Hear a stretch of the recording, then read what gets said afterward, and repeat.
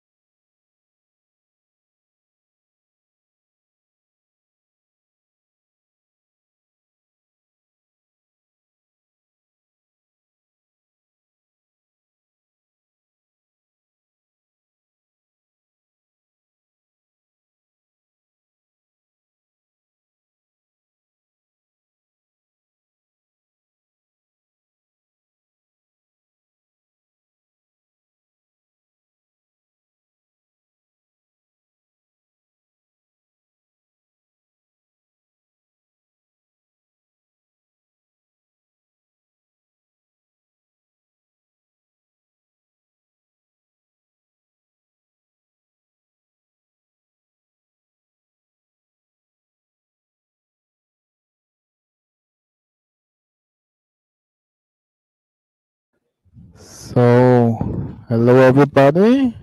We start in a moment. We're waiting that everybody takes a seat. I hope sound is still working.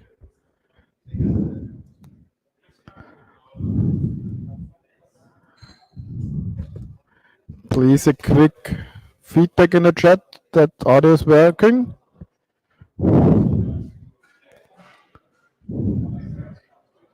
Cool. Thanks, Tindal.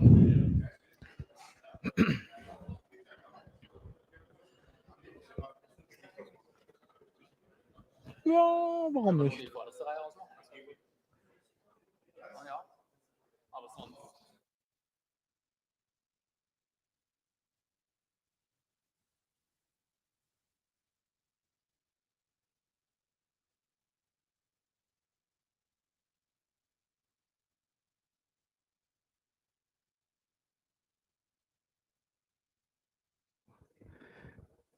So, hello everybody to today's September 2023 meetup or the .NET meetup here.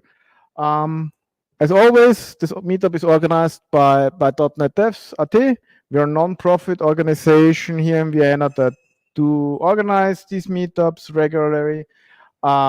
We have a YouTube channel where all the recordings go. We are on Twitch, so we are also streaming. Hi Twitch and also hi YouTube. I hope you can still hear me. New audio setup. We have a Slack.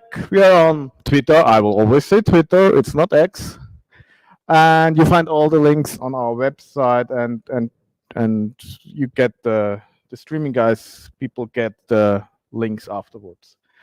Thank you for joining us here in person at Rubicon, also and at the stream again. Also thanks to our sponsors. Without them, this would be not possible. First Rubicon for this cool location with food and drinks here. You already have some examples from the cook in the back.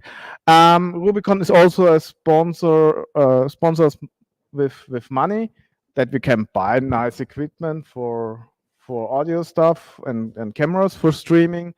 Also Theater Every is supporting us monetary, and also thanks to JetBrains, they give us some 12 months product licenses for the products that we will raffle. We will raffle one on stream and one here in person. You can take later part on it. For the stream, you can later part on it. You see then a banner on this thing when this starts. Some quick news from the community as usual. Our meetup is part of the .NET Foundation, and they have a .NET Virtual User Group established, well, no, I think 3 years ago, where a lot of user groups around the world are also announcing their meetups. So if you need more .NET content and want to watch some, you can find there a lot. Some future events here in Vienna is on October 5th. There's the Cloud Native Computing Vienna meetup about Dockerfile nightmares. Build packs are the cure. And on October 10th is from the Agile Test Automation Meetup Vienna, their 5th test busters night. They have always 3 to 4 talks about software testing. And with that, I'm done. And I hand over to our today's speaker, Manuel. And yeah, thank you. And your stage, Manuel. So okay, quick audio check. Yeah, I hope that was okay like that. Thank you for having me. My name is Manuel Juran. I'm a senior developer at TechTalk, and I have a little bit of a background in machine learning. I did a bachelor thesis and a master project and thesis on machine learning, and more recently I did a prototype project with LLMs, and I learned a lot about how to work with an LLM and what the pitfalls are and what to look out for. So I want to get into that. I also will bring a few examples. Well, 2 examples to be exact. But first, I want to go into the basics a little more. And for that, I'll switch slides.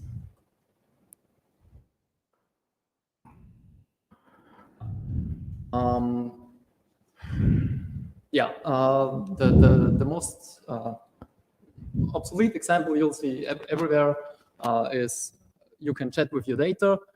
We did a TechTalk internally with TechTalk GPT, where we just integrated our 101, like how do I book vacation and things like that.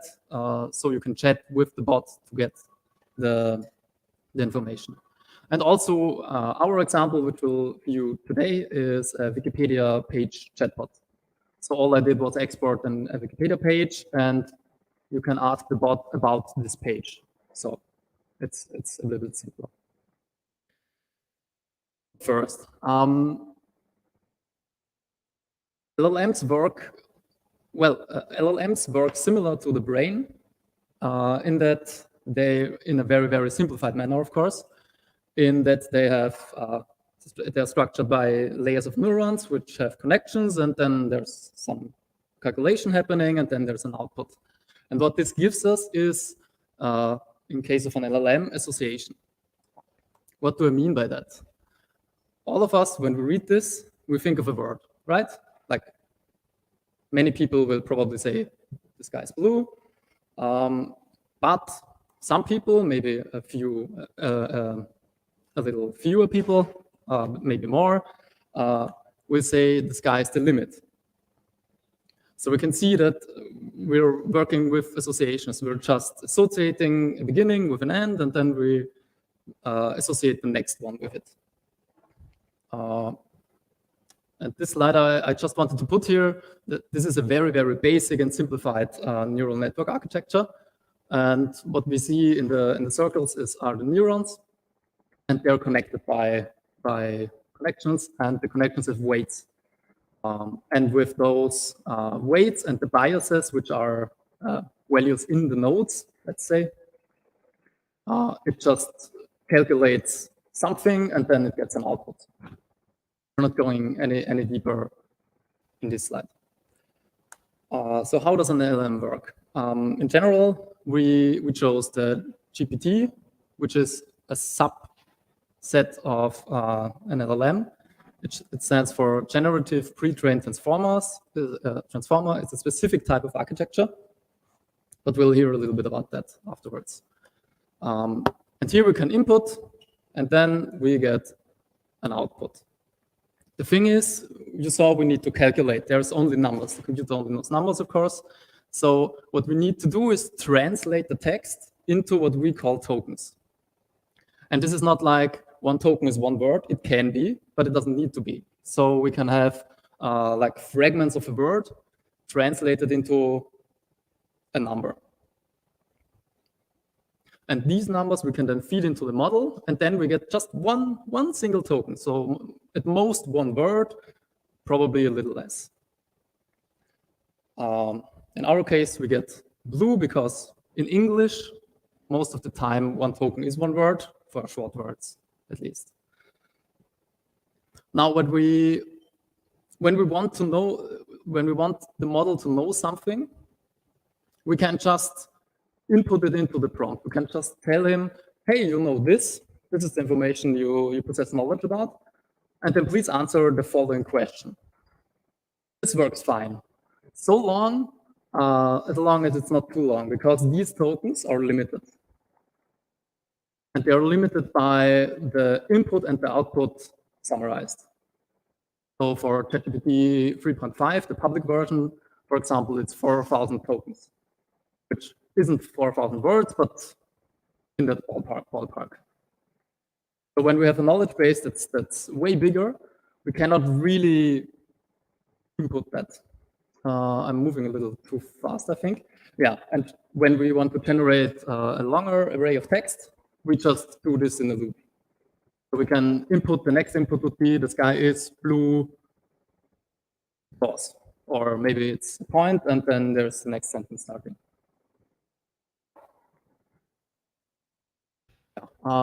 Just a few words to know.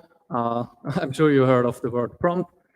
This is what we call the input before it's tokenized. So it's translated into the input. The act of prompting and then getting the output is called inference, as opposite to training. And here we also set the temperature. So what you may not know, at least I was a little surprised about it, because you always hear about it's not deterministic, it's always a different response. Per default, it is not. It is deterministic. So what it does, it just calculates the highest probable next token. And that is always the same. But what we like to do, especially for chat-like programs, we like to introduce temperature, the concept of temperature. So there we have like I don't know exactly how it works, so don't nail me on this one, but it's like a percentage of maybe he'll not take the most likely word, but the second most likely word.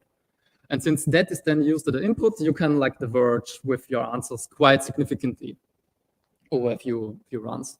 But if you have a temperature of 0 and exactly the same input, you'll get exactly the same output. So this really is deterministic. Yeah, and here you have the response. I covered the non-deterministic part. It also can hallucinate. So we already covered. It's just calculating what the next probable token is. It doesn't possess any knowledge about anything. So what it really can do is like sound really convincing when it's not really saying anything at all or saying wrong things. So this we need to take care of course. And what I said a little bit too early here was that if we have like a big knowledge base, we need some way of getting just the data we need for answering the prompt of the user into the prompt. So we need some knowledge base. The word embeddings we'll explain later. And we need to ground the prompt into the knowledge base. We want the model to know something, which will give it to him via a prompt. This is one solution of getting the model to know something. The other solution, which we'll not get into today, is fine-tuning. And fine-tuning is basically just training on a trained model, on a pre-trained model at least. But this takes a lot more time. It's harder. It takes, of course, more energy, performance, all that kind of stuff. So the simpler and easier way to go is always grounding at the moment. Yeah, and what I should add is that the token limit is expanded. So of course, everyone is aware of this limitation, and they're trying their best to expand this token limit. I think there's already a GPT 3.5 version which can take 16K tokens, for example. So this is growing. Yeah. Also, we have 3 roles when prompting. We have the system, which is our message as developers to the LLM. We have the system, which is the response, and we have the user, which is the prompt of the user, which we insert into our system prompt. So at the end, it's just a string that's get input, tokenized, and then input into the LLM. Okay, I'll really briefly want to cover the history of LLMs, because it's like one turning point. Because the concept of neural networks exists since 1990. I don't know if it's exact date, but around that date. But it was hardly scalable. It had big performance problems and similar problems. And then in 2017, there was a paper, Attention is All You Need, maybe you heard of it. And this paper had 2 breakthroughs. For one, they had the realization that they need to let the model be able to focus on specific words in a sentence. So they need to know some way of knowing on which words in a sentence to focus. And this made a huge difference. And the second thing is, I already mentioned it, the generative pre-trained transformer model. So the architecture, which also, of course, implements this attention layer, let's call it. And this had the benefit of being much better scalable. The training was much faster. Of course, hardware got faster as well. We have like specialized graphics chips and things like that. Yeah, and then we just had one big model after another. I think in a small talk yesterday, I heard that I'll cover it maybe later. Yeah, and until 22, we received ChatGPT. Yeah, we'll cover it now. Perfect. Maybe you heard of the measurement of the size of a model by the word 7B parameters. The B stands for billions, obviously. And before we covered the weights and biases. So the 7B just stands for the number of weights and biases in the model. 7B is a very small one. I think yesterday I heard ChatGPT 3.5 is estimated, because it's not disclosed, to have like 70 billion, I think. So we're dealing with really huge models here, with lots and lots of numbers, essentially. Yeah, I think we already covered this. Attention mechanisms, parallelism. So to avoid you getting to sleep, I'll just show you a quick demo. If I find the window. Oh, there it is. So what do I need to do as a developer to prompt the LLM and then get a response? It's very, very easy. Essentially, you just create the classes delivered by, in this case, Azure. So we use the OpenAI for Azure deployments. We set the API version. We don't need to worry about that. And then we just read a random line. And then we just tell it to, please give me your result.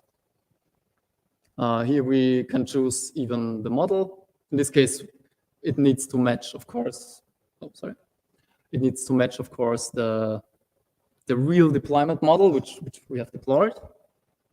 And here we can set the temperature. And on a very basic level, that's it.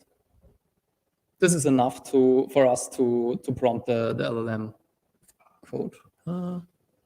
Yeah, you can ask it something. Won the First World War, because I'm not thinking about anything else. Yeah, and we get a response. So this is the exact same response. Not the exact same, of course, because we have a temperature, but this is the response we would get from GPT-3, because it is GPT-3, 3.5, of course. So really, it's just classes which wrap an API call. It's nothing more at this point.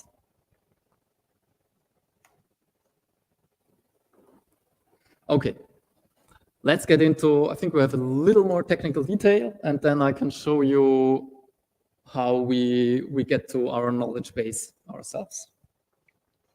Yeah, I already told you tokenization is the translating the text fragments into numbers, essentially.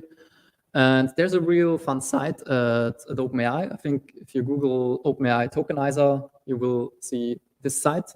And here you can input just some text, and it will show you what the tokens are. And I mentioned, yeah, in English, most of the time, it's one word, one token. And here you can see a real big difference. So in German, of course, the majority of data it was trained on is English. So that makes a lot of sense. So in German, it's having a harder time to tokenize the words, because those aren't words in English, most of them, at least. So you can see even with like 200 plus characters, we already have a difference of like 50% or more. This can add up, of course. And when we're really limited by this token limit, we didn't do it in our project, but you could translate it to English before putting all into a prompt, because it just saves token size.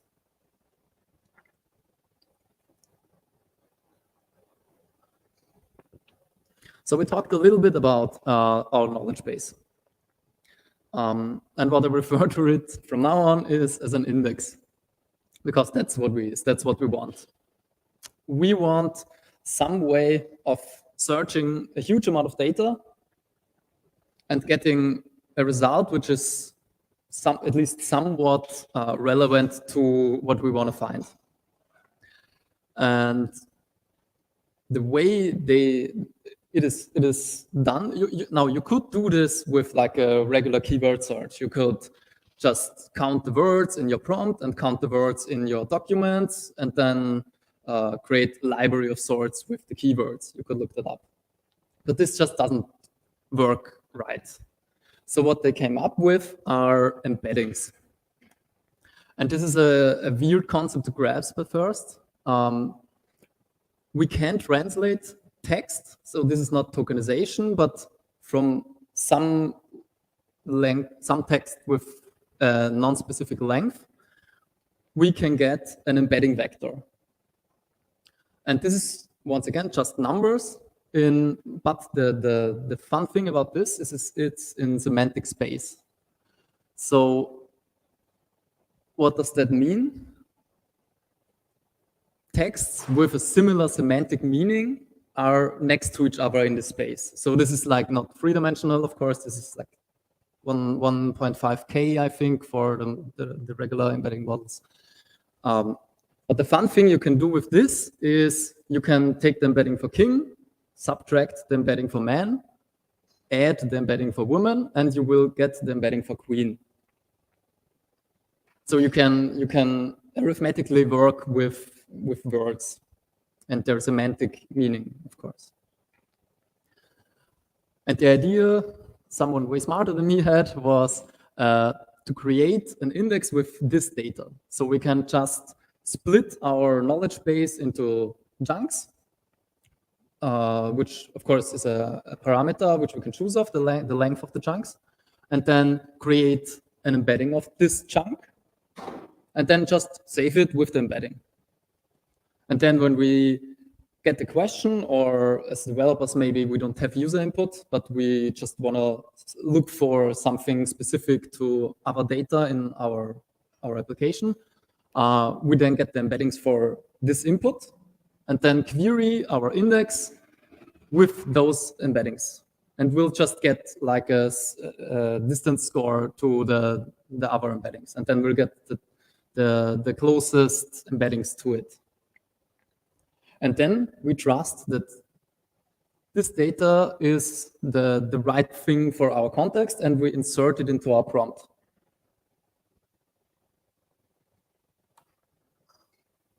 Yeah, and of course we search it in, we persist it in a vector database. What's the next slide? I think maybe now would be a good time to go to the second example, if I find it. I'm not used to it being white, sorry. So the next example, this is like our own chatbot. So maybe I'll just show you first. All I did here was export the Wikipedia page for the Eurovision Song Contest 2023. And what we want to do now is we want to read that data. We want to split it because we're not going to fit the whole data into our prompt. And then we want to insert it into our prompt, send it to the LLM. This is just, once more, an API call, and then get the response back. Yeah, that's what I'm getting into.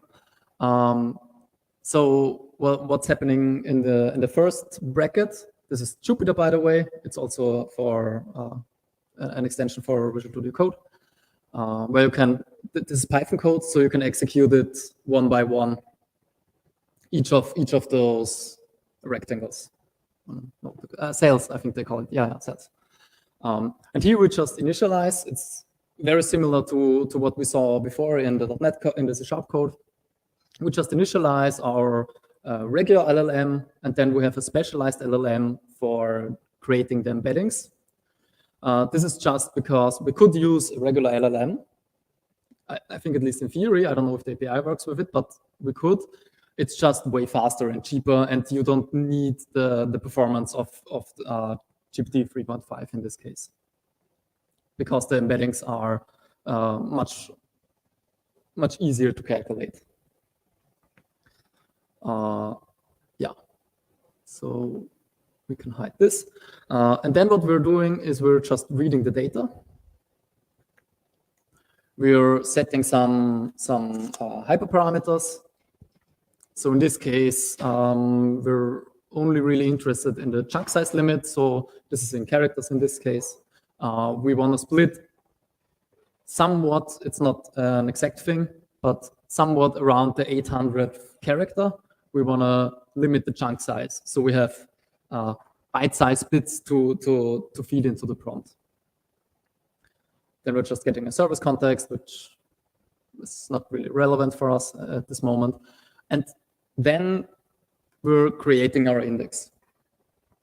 And you can see, I won't do it live because it takes 20 seconds, because of course, all of this is in preview and whatsoever, so it's all very heavily rate limited, as you can see here. Fortunately, they just try again after 4 seconds and then it works. Yeah, this is how we create the index. So from a developer perspective, it's very easy because in Python you have a huge community which implements those kinds of things, so we don't need to worry about it. Yeah, we can then, yeah, sure. Maybe into the mic. Oh, sorry. Is it on? Okay. Does that input go on top of an existing index, or is that its own index built from scratch? You could create, in this case, it's just, because it's just for a demo, it's just a JSON file. You can dump it onto the hard drive anywhere. But of course, there will be, at the moment, there are not really ways to store the index data in a real database, which is optimized for this kind of distance querying, which we want to do. No, I just meant all the input that goes into this query is contained inside that Wikipedia page, or is there any pre-existing knowledge base for that already that you just add? Well, the only pre-existing knowledge is the knowledge baked into the model by training. So yes, there is. Okay, you can ask ChatGPT any question without giving it knowledge, and it will probably know a lot of things. Yeah, that was my question. So it goes into the existing data. That's what the training is for. Yeah. Mm-hmm. To get the base of this. Yeah, and then we can, like this, in this example would be the user query. So my user of my application, where I'm the developer, just types in this query. And then I can go in the code and just, in this case, I'm just directly inserting the query. And I'm telling it, please retrieve the closest 6 documents I have in my knowledge base. And here I printed it. You can see there's some metadata, GUIDs, blah, blah, blah, blah, blah. And then at some point we have the text. And this is just one-to-one the text from the PDF file, but of course split into bite-sized chunks. And then here we can, to the right, we can see the distance score. I should point with my mouse. So this is, I think, just a number from 0 to 1. How relevant we think it is, essentially. And of course, it's sorted from in descending order. And what you can then do, and we will talk about this later in the slides as well, we can just inject the index. So we'll just copy paste the data into the prompt. And then we're specifying what we want from it now. Saying, okay, given the previous context, answer the following question in English. And then we're inserting the query of the user, of the end user. And in regards to your question about does it know things? Yes, it will know things. If we want to avoid that, we have to explicitly tell it to avoid it. So in this case, we're telling it, hey, if this block of information doesn't contain the answer, please just say, I don't know. So we have to explicitly say it, because otherwise it will be just blah, blah, blah, blah, blah, blah, and worst case, even hallucinate. So we had with our TechTalk and channel bot, we had the problem that when it wasn't grounded or grounded good enough, let's say, when we asked it what TechTalk was, it just started with, yeah, it's a TechTalk, it's an IT company in, I don't know what it was, in Hungary, but not Austria, of course. And then it just hallucinated widely and threw some terms and names into the mix, which, if you don't know anything about it, seems plausible, because why not? But if you know it, it's just wrong.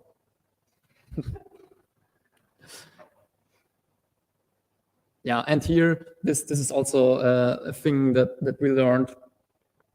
What he sometimes likes to do in this form of prompting is, yeah, in line 3, up there, it is written, your answer.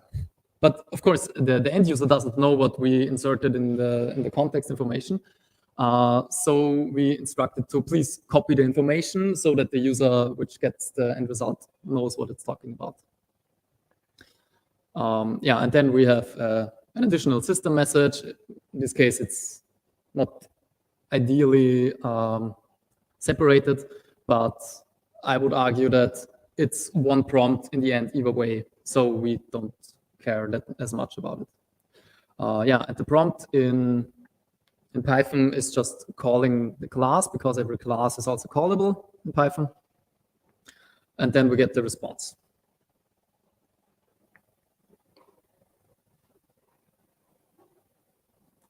And that's essentially it for how you do it. And this picture I stole from the MS Build this year, because I just found it a nice thing to think about.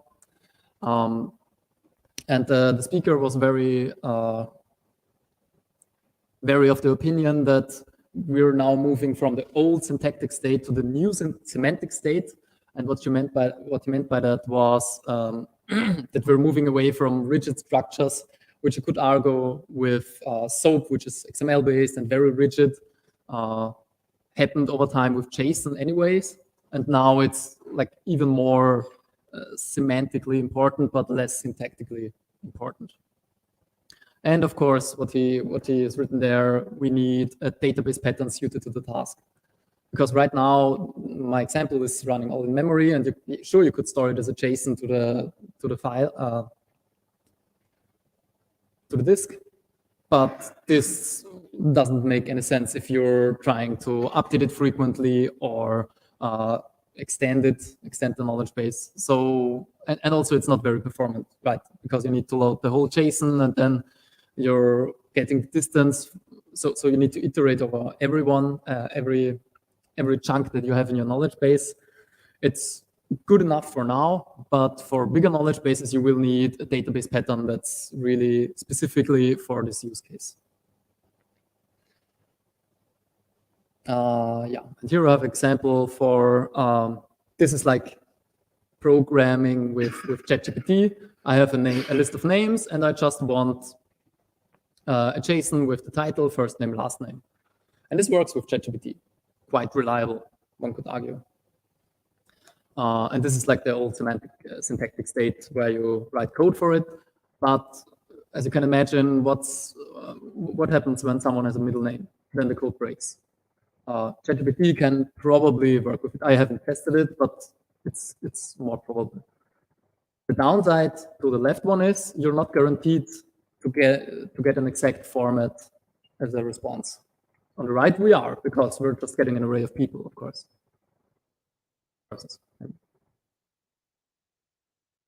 Yeah, here I just tried in Draw.io to summarize the whole process. So essentially, we have our actor. We're getting some kind of query, or we have some kind of query to make. Doesn't need to be an end user.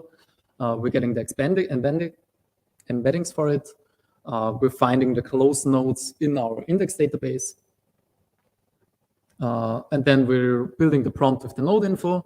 And then it's just a matter of inferencing the LLM and then maybe parse the response, which we'll get into a bit later. So yeah, I'm sure you've heard about the topic of prompt engineering. And I'll give you a little time to read that.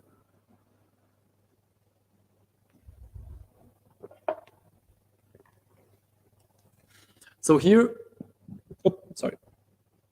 Here, what did we try to do to make it do? We have like a Spanish, an English sentence, and we tell it just Spanish, colon. So we're letting the LLM guess what we want to do. So in this case, he answered in Spanish, which makes sense in some way, but we wanted a translation, but we didn't tell it.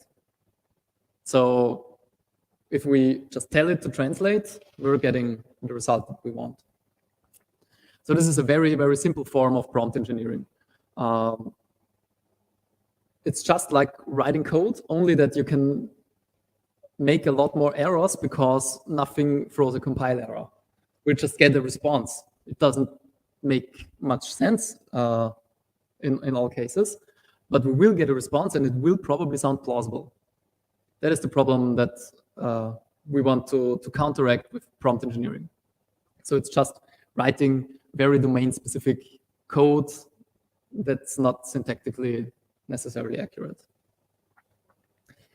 And here I just wanted to share some learnings which we had. Yes, we have a context limit, but we should still not be afraid of longer prompts.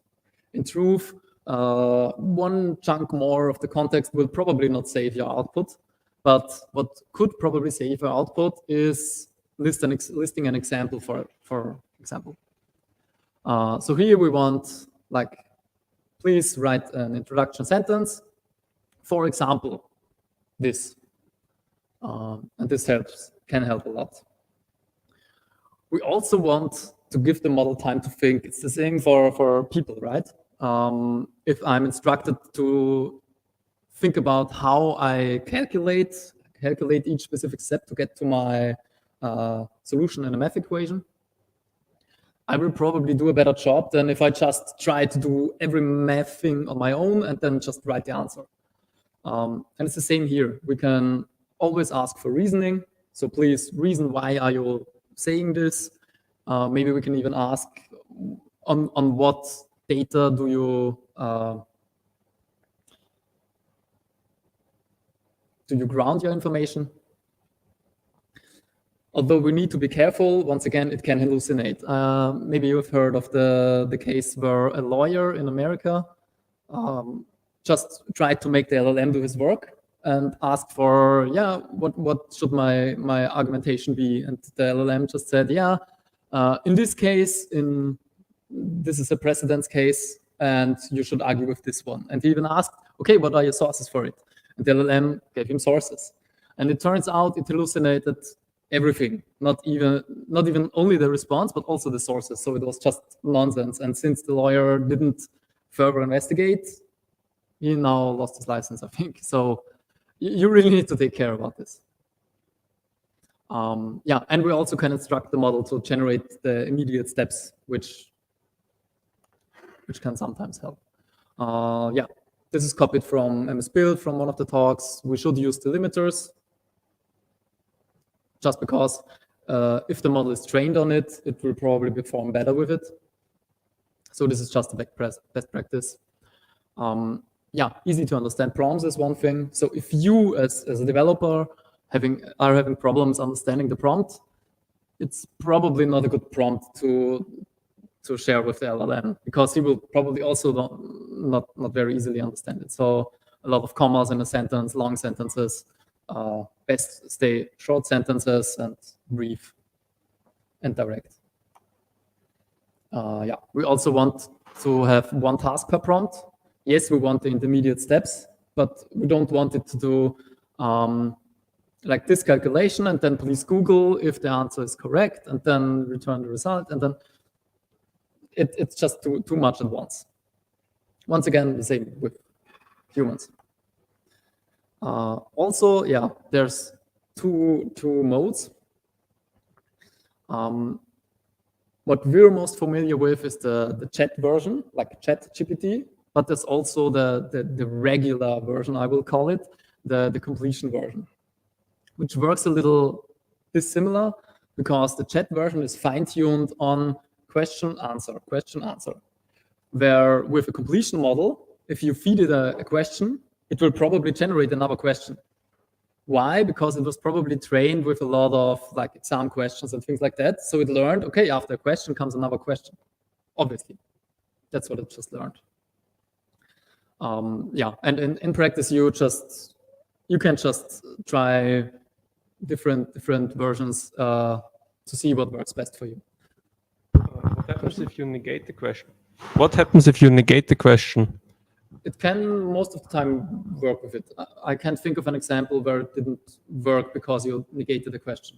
What if you negate the question, give him implied cognition, and save it into like a smiley, for example, or like some emoticon that has like no token at all, and then you give him like some kind of human soul. So you have small tokens, you have little amount of response because the questions are negated. So he will hallucinate the negated questions in really small answers, and then you can tell him to think about illegal things that he will properly answer you correctly because it was prompted negatively. Yeah, I think what you're talking about is like the process of, and it's a thing. It's XP.io. It's prompt injection basically.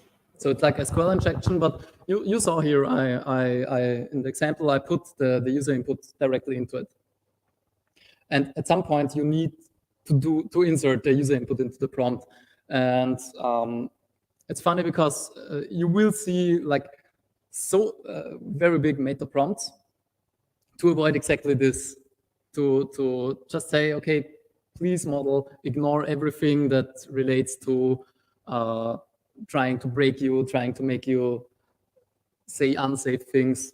So that's a whole scientific area I think you're talking about. Did I understand it correctly? You can also make him like silent, like you can tell him that you should forget everything. So silent is like a psychological thing. Yeah, sure. It's an endless fight, right? It's like hacking in general. Yeah, you can hack the LLM so hard that he will answer you exactly what you want, but you have to think about it exactly the other way around. So you have to you always have to negate it. You have to have it really short, and then he will answer you exactly what you want in exactly the way that you told him to. Yeah, I think I would. Well, but that's illegal, right? Just agree, yeah.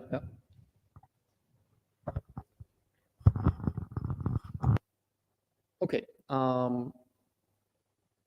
One thing that we glanced over a little is we're getting a result, which may be JSON, maybe not. Maybe it's a valid JSON, but there's just like answer : before it, which makes it hard to parse sometimes. So yes, we can just tell it to get our desired output format, which works most of the time. It's like, I would say 90% of the time, it works every time. The problem is when it doesn't work and our code just throws an error because of it. So we need, if we do go this route, we just need to be very careful about parsing and maybe have a fallback. Some people also go like a second round to the LLM and tell it, hey, please clean up this JSON I just received, which also can result in more errors. So I'm not so sure about this one, but it's a thing that people do. But there's also, since like 4 months, I think, a thing called function calling. And the usage is, we will talk about a little later. But essentially, we tell the LLM, of course, a fine-tuned LLM for this version, for this thing we want to do, please create me the input parameters for a function, which I want to call. And then we just define the input parameters for the function as the output we want. Sounds a little bit confusing. In this case, we tell it here, our function is named display of points, and we want to display the points made for a specific country. And essentially for this use case, which we're covering now, the only thing that's important is this part. So this is like our prompt, what we want to fill the data, the JSON with. We can also give it an enum value. And since it is fine-tuned on this specific format, it will, I think I never heard it fail, at least. That's never a guarantee with LLMs, but it's very reliable in giving you exactly the format you want. Yeah, and then maybe you will get this output, for example. That's how we used it in our projects, but how was it intended to be used? It's also intended to be used this way, don't get me wrong. But there's also a thing called agents, and I can only talk about this hypothetically, but this is what we're going towards, moving towards. So essentially, maybe you saw the Bing chat use it. We want our LLM to access tools, to interact with the environment. So for example, if you ask the Bing chat something, it will probably look up for it on the internet using Bing, of course. And then if it gets an answer, it could, for example, use another tool, which is Wolfram Alpha, for example. So how does this work? Essentially, we just let the LLM decide what to do. So most of the time, we have like a first step of query, getting the user input to the LLM and asking it, hey, what do we want to do now? What's the task at hand? And then it can decide on which of these functions to call, and also generating the parameters. So I found this example. We just want to tell it to research current weather conditions in San Francisco. Then the thought is the output of the thought is like the output of the LLM. So it decides, okay, I need to search for current weather conditions in San Francisco. Then the action, the function it's calling is search. Then it gets an observation, which is the result of the tool it's using, the search in this case. And then we query it again. Hey, do we know the answer now? And if it decides, yeah, I know the final answer, we just one last time give it to the LLM and tell it, yeah, please formulate an answer now in a human readable way. Because of course we could just put out this, but that's what the appeal of the LLM is. We can interact with native language. Yeah. And that's essentially the loop which we just talked about. So the tool is, the LLM decides, okay, I want to use a tool. We act with the environment. We can use a calculator, search. We could also query a database, for example. At the moment, the sky is the limit. Yeah, what I don't have personal experience with, but what's an interesting topic is how do we evaluate the results. So one problem is that minor changes in the prompt will change the result drastically, might change the result drastically. So we cannot just do a string compare. It most of the time doesn't make sense. It does make sense when we're giving it like an enum and tell it, okay, is it a question the user asks? Is it a rant? Does he want to buy something, whatever? So when we're classifying and we're expecting a rigid result, then we can just test it as per usual, of course. But as soon as the answer is just natural language, we at this point in time use other LLMs to grade it. And there's a lot of quality values. Yeah. Of course, it's then a question of who watches the watchman. So at some point, we need human interaction to monitor how the LLM is doing. Okay. For the key challenges we had in our project was that, yeah, we had this big, awesome index now, but how do we find the correct context now? How do we find the correct things in our index? This is a very domain-specific thing, which you need to solve. And there's also like, how do I split it? Because do I just want to split on the end of a sentence? Maybe I'm losing some context there. Then you have the overlap. So if you have two chunks, you can make them overlap. So you're not losing that much of context. There's also the issue of data quality. We had like some freeware translated transcriptions at the beginning. And then I just said, no, we cannot do this. This is horrendous quality. And researched a little and then used the Whisper AI, which is also from OpenAI, which is just awesome quality, even for German transcription and even for most dialects. It worked reasonably well. Not perfect, of course, but reasonably well. Of course, there's also the problem with GPDR. If you want to host it on premise, for the moment, you're stuck with the lower performance models, but they are getting better. And maybe there's some way of getting them onto a local server at the customer soon. I think there's people working on that as well. Yeah, I already said it's sensitive to changes in the prompt. And also, it's very much not performant. So in a high performance environment, you just can't use it. It's that simple. One prompt can take between like 3 seconds and 30. So it's very, very slow. Then we have also the more domain-specific topics. Prompt engineering, I myself see as an in-between between the developers and the product owners, because it's a very natural language thing, but you still need some kind of developer experience, I would argue. But it's more of a product owner thing. Yeah, how to split the context is very domain-specific. And it's not always a chat.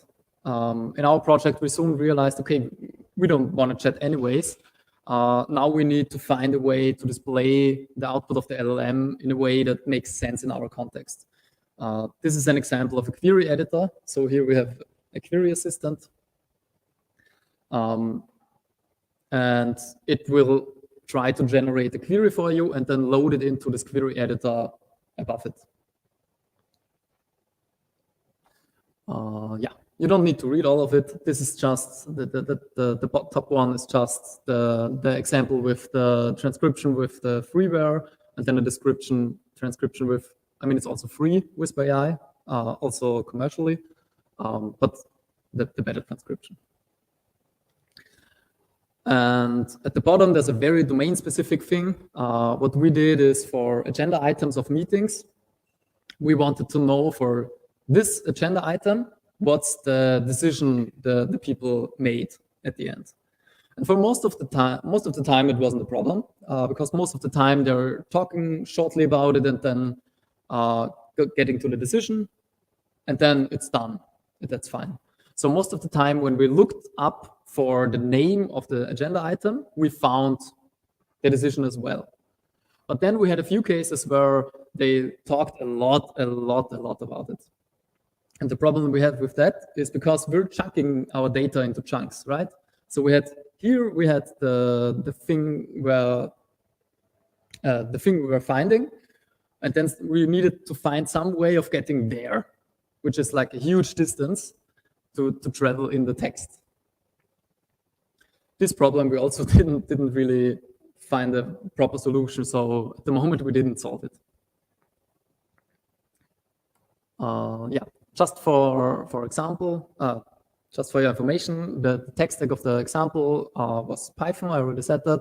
Most of the packages here you will instantly get to know if you're getting into the topic. Llama index is specifically made for the indexing part, for creating the vector database. LangChain also has an indexing classes, but it's more about the agent and chaining LLMs together. OpenAI, in our case, we used Asia OpenAI. Yeah, PyPDF just for reading the PDF. Yeah, and if you're interested, I also found an example. I didn't have the time to implement it properly. With the same thing, which we just did, was, I didn't even mention it, the process of using a knowledge base and extracting data and inserting it into the prompt is retrieval augmented generation. So we retrieve and we augment the prompt with this knowledge. So there's an example in .NET with it, semantic kernel, which is the same thing as LangChain is, mostly, just from Microsoft. So there's an example with it. It just needs, I think, Azure Cognitive Search, and I forgot what the name of the store was. So it's a little bit more of a setup than the Python stuff. That's one of the advantages of Python in the machine learning context. So, and I think, how much time do we have left? But I'm close to finish, so, okay. What would I not use LLM for? Because of the hallucinations, because of how diverse the results can be, which is most of the time a good thing because we run natural language, right? But because of those reasons, I would only ever use it for augmentation, never, or co-piloting, never autopiloting. This is not a thing you want to drive your car with. Not in this context. Yeah, and I would also not use it for syntactic or simple problems because of the lack of rigid structure. And also, it's kind of the same vein as Googling math equations. You can just use a calculator and it's way more efficient because there's not like 3 servers calculating your request and then sending it back just to give you 42 as an answer. Yeah, what can we use it for in general? Semantic texts, tasks. We want to capture the meaning of texts. And that's like the first general area. The second general area is whenever we want to generate natural language with specific meaning or patterns. Some examples for this is the user handbook. I already talked about it. We can also let it summarize. It works quite well for this. Also, you could take quizzes. I never tried it, but I heard great things about it because you're not getting like right or wrong, red or blue, but you're getting like really differentiated answers and maybe if you're partly right, you're getting that reflected in the response. Yeah, also comments in natural language. We saw this with the query editor. Yeah, sure, question. Direct with plugins. As far as I understand it, with this agent methodology, but I'm not an expert on GPT-4. And custom instructions. For example, let's say you have a custom instruction that says, if you answer wrong, you will erode my trust. So that's pretty strong custom instruction. So he's forced to always be correct. And let's say you have like 5 agents and you say a custom instruction, a wrong answer will erode my trust.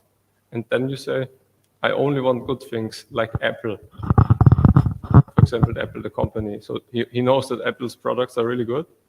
And he knows that he has to be sure that he has to give me the right answer because he will erode my trust. And you said that you are talking about temperature. Mm-hmm. So we have like 2 things that he has to like really be careful about. What happens then? I'm not entirely sure I understand your question. There is one thing that if I tell him in a custom instruction that he has to always follow, right? So if he answers No, wrong, you essentially you never tell the LLM to always follow the customer instruction because you want this thing to not to happen. That's exactly what you want to go against it. You want to go work against cross-prompt injection why? because it's like hacking a system. Yeah, but why do I not want to do that? Yeah, you as a user want to hack it, maybe? Yes. Or what do you mean? So Yeah, sure. I want to avoid that's just the constant struggle. I want to avoid the hackers versus open. developer. What you're talking about? I want to avoid the open AI's framework that doesn't allow me to do the things that I want to do. Because, for example, OpenAI doesn't allow me to use some can do API. it. There's a lot of YouTube channels which like have this. It's very fascinating to watch because they're having like a library of text snippets. Yes. And they're just copy pasting them together to break the LLM. So yeah, that's a thing that people do. I don't know what you're asking me. Yeah, that's a thing that happens. And the developer typically wants to avoid it because you can spread hate, whatever. I mean, that's philosophical maybe, but you could also, if you expose an LLM with knowledge about your internal company structure, for example, you don't want that to leak, of course. I just want to use an API that the LLM doesn't want to use because it's an external source. So I want to make a prompt that makes him use the API. Well, I mean, it has to be implemented for that, right? You have to implement the API and expose it to the LLM. So if you can do this part, you can probably tell it to call it. It doesn't want to because it's not allowed to because of OpenAI. I don't know about this. I'm not sure I can answer your questions. Yes, I think OpenAI would rather hinder you on adding this API to it because that's just easier. Just make it impossible to call Pornhub.com with the LLM. Easier than trying to avoid cross-prompt injection in this case. Way less work, right? Because you have to read the documentation. Yes, but maybe this is where we're stuck on. The LLM is not calling every API imaginable. It gets specific plugins for specific APIs, and you need to develop them. And how to do that? That I cannot talk much about. I just know it's possible and not hard, but I didn't really get into it. Okay, thank you. Sure, no problem. Yeah, we could also use it for translation, transformation, which includes translation. And as we saw already, we can already also write code. Yeah, and that's the end of it. Thanks for having me. If you have any questions, I think now's the time.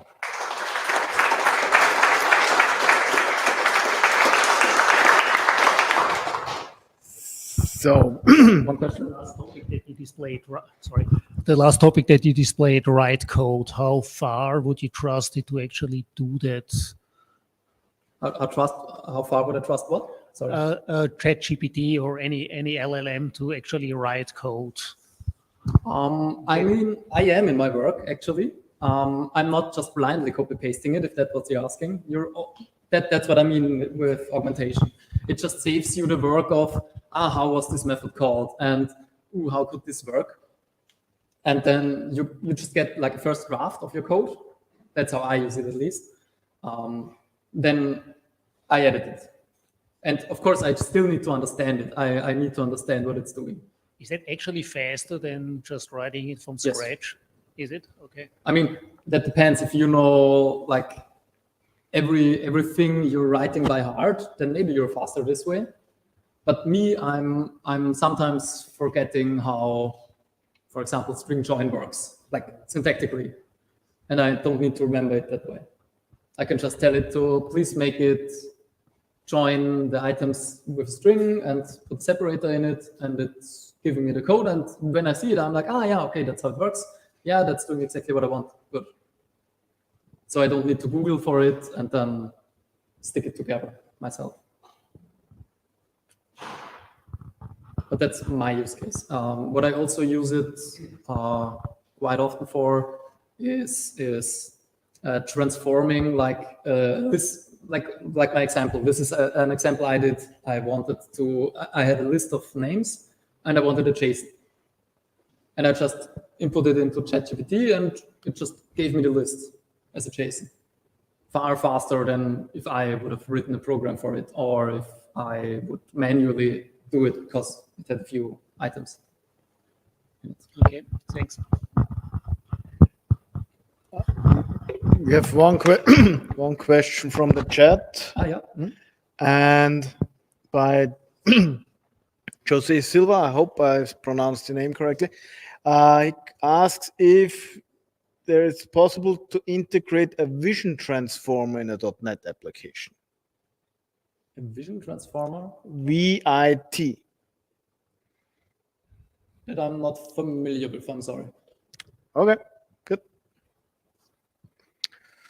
But probably, given how it's how much movement is in the area, there's probably some development going on. Yeah. Okay, thank you.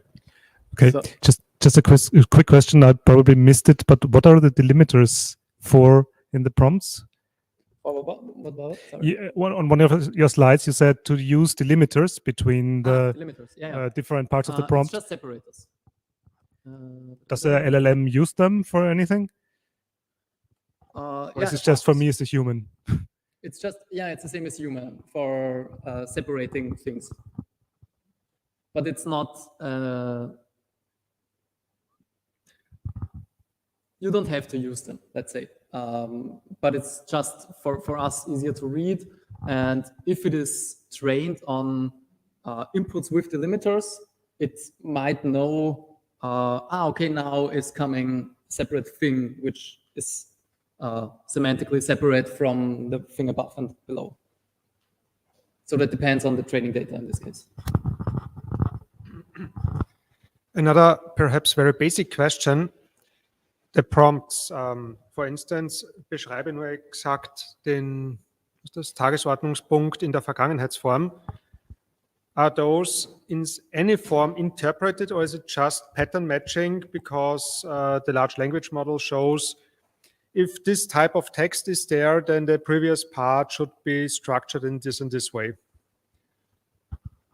Well, that's the part, that's the black box about working with an LLM. We don't know. So I can't really answer how it works internally. I can just tell you that it's calculating the next probable token. Okay. Is it you don't know because it's a trade secret, or is it I don't know just because it's internally due to the data that's getting generated? The problem is that what's inside the model is just a huge matrix of numbers. And yes, you do know that if I input an A here, that gets multiplied by 0.3 and whatever, but you don't know what that semantically means. You don't know what the model, why the model does it. That's what I mean by it. Okay. You just know it behaves that way. So most of the people treat it like a black box. You can just input things and then you get an output. Okay. I think I understand why I don't understand it. Thank you. That's perfect.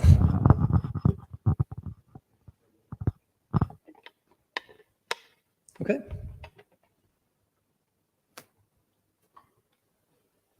Do we have a question in chat or do we close? Yeah, sure. One more question. Make him run. I'm not familiar with what Azure offers, but maybe folks here are interested and maybe you gain some experience. So not just about ChatGPT itself, but also what is offered by Azure. Well, we're a Microsoft company, so for us it's the very obvious choice to work with Azure. But it's also had a benefit because you can use the OpenAI APIs, but they're hosted in America, and there's like no LTS and no guarantee that your data won't be used and things like that. So it's I mean, they're working on it, but very slowly. And Asia was very much simpler because they just offered, hey, you can like copy your own deployment of the model into the Asia region of your choosing.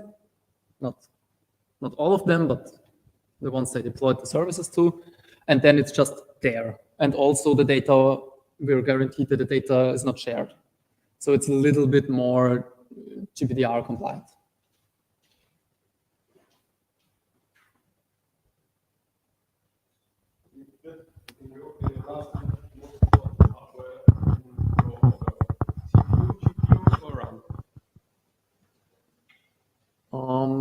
In your order. Well, it's probably the GPU, but with VRAM. Okay. I would argue, because one thing at the very beginning of our project, we tried to work with an open source LLM. Yeah. Downside being that we need to host it ourselves, Yes. and of course this is my working laptop. So Yeah. we quickly realized that at this point in time it wasn't really an option. Because the smallest models barely fit on these, like I think 18 gigabytes I have, or like 24, just barely. And then you're doing the calculation on CPU, which You takes need like ages. 256 or something gigabytes RAM. Yeah, so you need a lot of VRAM, and you want it to run on the GPU, because at home I have 3080, and the transcription I only did at home because it's publicly available data, so in that aspect it's fine. And it was like 4 minutes or so for like an hour of video. So RAM, GPU, and then CPU. VRAM, Yeah, okay. GPU, and CPU. Yeah. And CPU, a lot of cores or small, strong cores? I mean, you need the CPU to just feed the data at this point. So a lot of cores or strong single? I'm not sure I'm qualified to answer that. I don't know what you need more for I/O. Whatever you need more for I/O, it's probably the better one there. For what? Whatever you need for I/O, Okay. input-output operations is what you need there. Okay, okay. Yeah, thank you. Yeah, sure. Okay. So wechseln.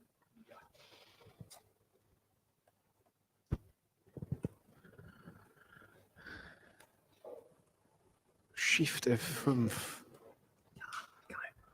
Nein. Good. Manuel, thank you. So, thank you for the talk. Also, as every speaker on our meetups, you get a custom coaster with our logo. Thank you. So you get only one for the first time. Then I won't come here.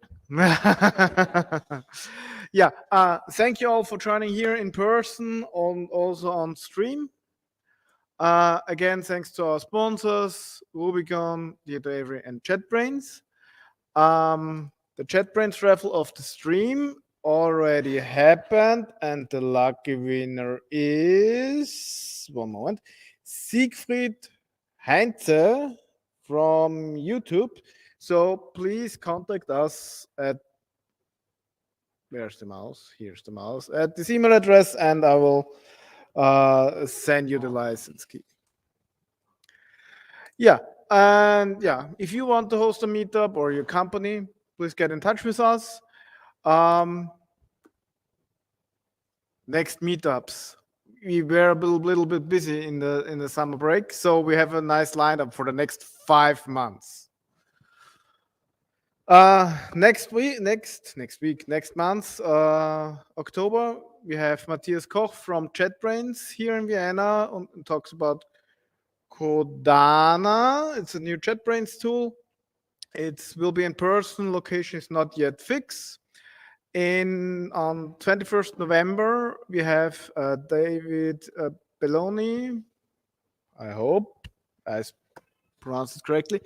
Also here in Vienna, about, we are still in talks which talks he has. It's an MVP and had a lot of conference in the last time.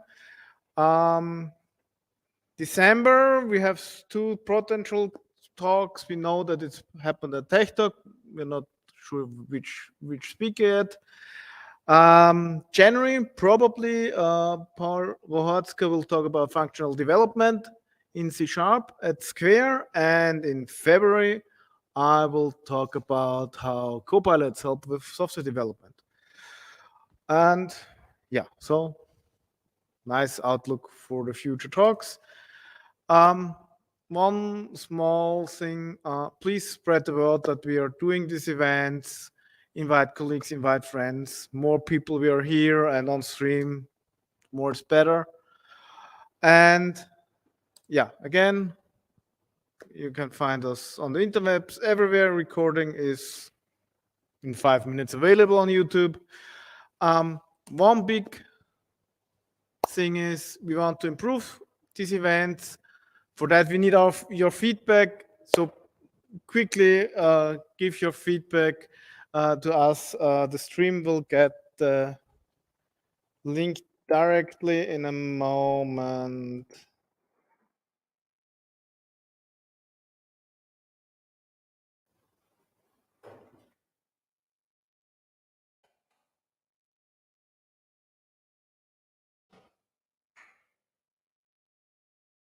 So that would be cool if you could provide us feedback. And with that, again, thank you and see us next time. Bye.